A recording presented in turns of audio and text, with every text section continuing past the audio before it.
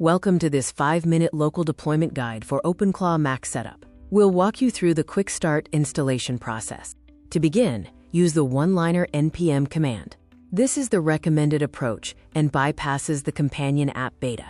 Simply copy and paste the command into your terminal to start the quick start.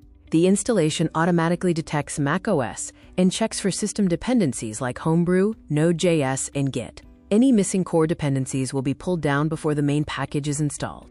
This tool requires high-level system access. A warning will appear, prompting you to run it in a sandbox environment away from personal files. Type yes to proceed.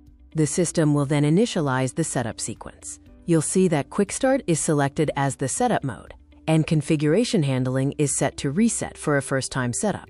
Next, select your AI provider. You must have an active API key ready for your selected platform. Here, we're choosing OpenAI. Generate a fresh secret key from your provider and securely paste it into the terminal. This key will be hidden for security. Remember, do not share this key. After successful API key authentication, select the model version.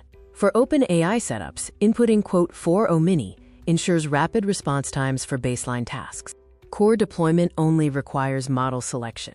You can bypass advanced modules like channels, search providers, skills, and hooks by selecting Skip for Now or NO. These can be configured later. Once dependencies are built, choose how to start the bot. Hatch-in-DUI is the recommended launch protocol to spin up the local visual interface.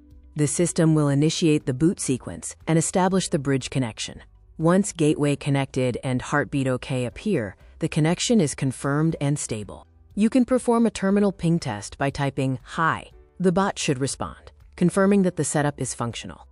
To access the browser interface, copy the localhost URL and your unique security token from the terminal logs. These are required to authenticate the dashboard. Deployment is now complete. The local web UI dashboard is unlocked, providing full visual control over your models, scheduled tasks, and chat instances.